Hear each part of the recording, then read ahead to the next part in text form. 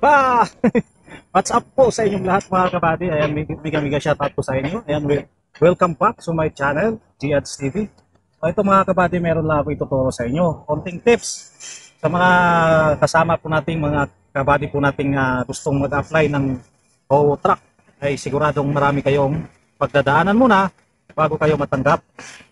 Kasi ang problema lang kasi mga kabady kapag nag-apply tayo, yung road test o test drive, doon tayo babagsak kasi malaki ang adjustment natin sa mga minamanayon ninyo ngayon dyan na mga Isuzu, mga Fuso, etc. kaysa dito sa tow truck. So ituturo ko sa inyo mga kabady para yung iwas bagsak sa test drive.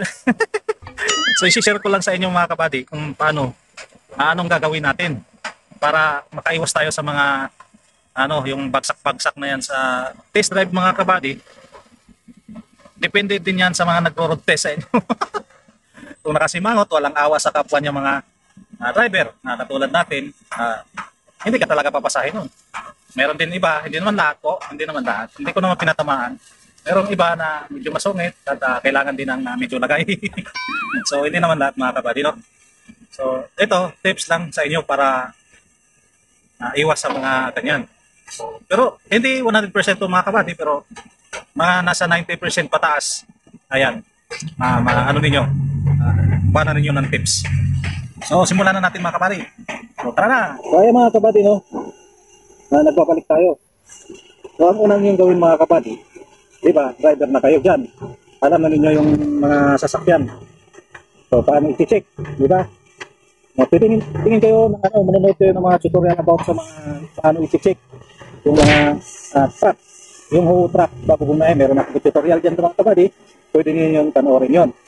So yan ang unang-una ninyong alamin. So kung alam na ninyo yon, pupunta na naman tayo sa huwag malito sa kambyo.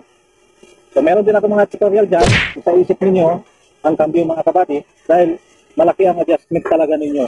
Ito lang ang tips ko sa inyo mga kabady. Bago kayo mag-apply ng tow truck, mag-test drive mga kabady, kung meron kayong mga kakilala dyan na mga driver ng tow truck mga kabady, ayan, kunting adjustment lang sa inyo mga kabady kung driver na kayo ng mga Fuso, mga Isuzu dyan. Ayan, yung cambio lang talaga yung pinaka adjustment natin dyan. Dyan tayo magkasabit-sabit kung sakaling mag-a-apply tayo. So, may tutorial ako dyan, pwede ninyo yung panoorin. Pero mas maganda talaga kung actual ninyong gagamitin. Katulad, kumari, may kilala kayo. Okay, sabi mo, kairam naman ng truck mo, pa-drive naman, gano'n. Para masubukan nyo lang yung cambio, mga kabady. Pag nasubukan ninyo yung cambio ng tow truck, napakabilis lang mga kabady. Bilis lang yun. Yun, pagka nalaman na ninyo yun, may tutorial dyan, panoorin nyo lang ng panoorin yun, tapos sa ulo nyo lang, kaya mabilis lang ninyo yun nataulo yung mga kabady. So ito mga kabady, di ba, pagsampa na natin, pagkatapos natin i-check ang mga tow truck, yung blue baggage na tinatawag. Battery, ayan, lights, ayan, fuel, ganyan, etc. Blue baggage kung tatawagin, meron akong tutorial yan. So pagkatapos ninyo, di ba, aakyat na tayo sa truck ninyo ngayon. Pagkakaakyat ninyo sa truck na yun, sa tow na yun, so hindi kayo komportable sa upuan.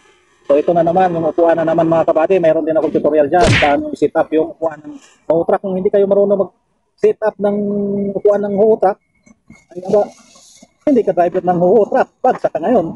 So, panoorin nyo lang yung mga video ko dyan mga kabady. Para ginawa ko yun para po sa inyong lahat yun. So, makakatulong yan mga kabady ha. Then, ito, gusto mag-adjust ng yung sa ano, sa upuan. Komportable ka na. Pwede ka na tumakbo, may hangin na yung truck, ayan, pwede ka na tumakbo. So, ang una ninyo ipapasok guys, kung ano ka lang mga kabady, kung nag-apply ka pa lang, ito, ang una ninyong ipapasok na cambio, low gear po kayo, sa third gear po kayo magsisimula mga kabady. Sure ball po yun. Third gear, nasa ulo na ninyo yun di ba? So, third gear kayo magsisimula, tapos fourth gear, tapos fifth gear. Tapos i-high na ninyo, balik kayo sa primera high na yun. Sa 6 gear na yun. 7, 8, 9. Basta, starting may laman o wala, sa patag lang.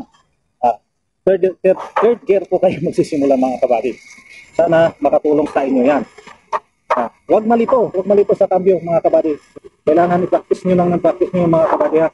Para hindi kayo mabagsak sa test drive kapag kayo nag-a-apply. So, ayan ha. Magkaiba po kasi yung tutorial mga kabady kaysa actual. Kaya, kung may pakilala kayo, ayan, pwede kayong manghiram muna. Kahit mga ilang takbo lang yung mga kabady. Yung subukan nyo lang yung anong clearance kasi puro parehas lang ang clearance yung cambio na yan sa hutak mga kabady. So, masubukan nyo lang yun, mabilis lang yung i-catch up yun. Sa isip nyo lang, sa ulo nyo lang, tapos dagdagan nyo yung mga tinuturo ko sa inyo, yung mga tutorial, tinuturo ng iba dyan, mga tutorial, ay manood po kayo dun guys, para hindi po kayo bagsak sa test drive. Napakahirap talaga yung test drive na yun mga kabady. So, ayan mga kabady, no, sana nakuha ninyo yun. Ayan ha. So, wala na siguro mga kabady, sana malinaw po sa inyo yan. Sana sa lahat ng mga videos ko na ipapalabas mga kabady, para po sa inyo yan, para po sa inyo lahat yan, para sa ating lahat yan. Kaya kung mayroon ako mga video dyan mga kabady, pag-iusap ko lang kayo, suportahan nyo lang, panoorin nyo lang mga ilang minutes, ayan, pwede rin kayong magano. Pero mas maganda talagang panoorin nyo mga kabady kasi sigurado po sa inyo, magagamit nyo talaga about sa truck. So, ayun mga kabady, hanggang dito na lang kasi yung oras natin medyo mahaba na at padilim na rin. Nandito ako sa taas ng truck bari, no? Ayan, nandito ako sa taas ng truck.